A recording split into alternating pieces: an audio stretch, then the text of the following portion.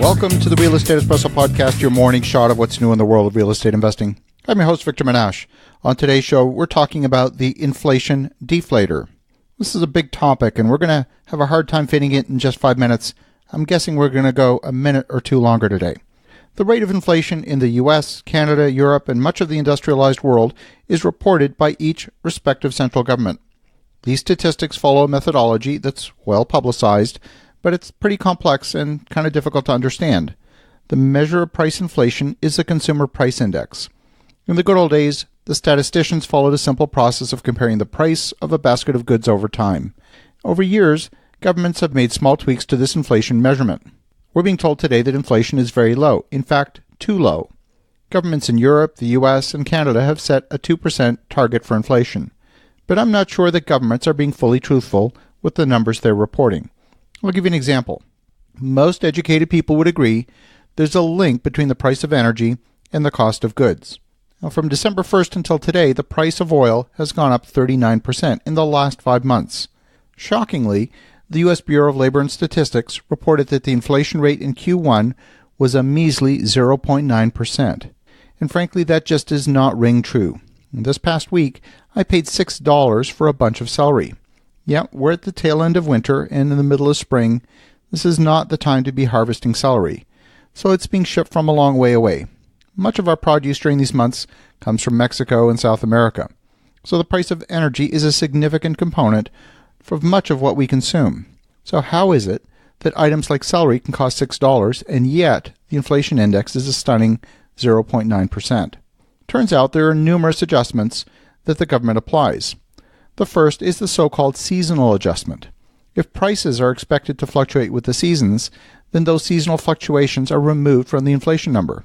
Then again, the Bureau of Labor and Statistics decided that since the price of food and the price of energy fluctuated too much, they de-emphasized a lot of those in their measures in the Consumer Price Index.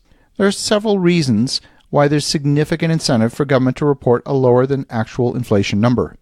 Number one, since many services paid for by government, like Social Security and hourly wages of government workers, are indexed to the rate of inflation, a lower reported rate of inflation means the government saves a ton of money. And number two, the measurement of gross domestic product is based on adding up all the economic activity in the economy and comparing it to the previous period. If the number is higher, then the economy is said to have grown. But in the presence of inflation, we would need to subtract the rate of inflation from the measurement of GDP. Otherwise, we would have a false GDP measurement. We'd really be just measuring inflation. So we take the nominal GDP, which includes inflation, we subtract inflation, and from that we get the real GDP measurement. But if the inflation number is understated, it has the effect of making the real GDP growth overstated. It makes it look like the economy's grown more than it really has. Governments like to report robust economic growth. It's one of the measures that they use to show the voting population how great a job they're doing.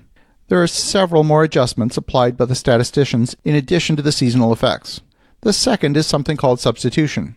This is based on the concept that if the price of a Lexus goes up, consumers will switch to a cheaper Toyota. The third is the concept of imputation. This is where there's no actual economic activity, so the Bureau of Labor and Statistics assigns a value to the contribution to the economy, even though no money changed hands. The largest and most questionable of these measures is the concept of imputed rent. If you own your own home and you do not rent, the government adds in the value of the rent that you should have paid if you had been renting. And they also include that in the index of inflation. Since home ownership in the US runs about 61% and in Canada about 67%, the impact of this is significant. All those folks that are not paying rent are actually deemed to have paid rent, and who knows what the government made up in terms of that rental number. Housing makes up 42% of the overall weighting of the inflation index, and fully 25% of the Consumer Price Index is made up of the rent that you should have paid yourself if you own your own home. But that's money that never changed hands. The government imputed a number. They just made it up. The fourth sleight of hand is something called weighting. This is where they determine how much of the Consumer Price Index to attribute to each part of the household expenditures. Today, for example, healthcare makes up about 8% of the Consumer Price Index, but healthcare actually makes up closer to 18% of the total economy. Since healthcare costs are rising pretty quickly, the effect is to make the increase in healthcare costs appear smaller than they really are. It makes for a smaller inflation number than exists in reality. The truth is, if you need a surgery, you're not going to buy a fraction of a surgery. You're going to experience the full cost. If you take the time and research the numbers from the government's own published data, it's easy to draw the same conclusions that I'm reporting in this podcast. The final and the most outrageous adjustment is something called hedonics.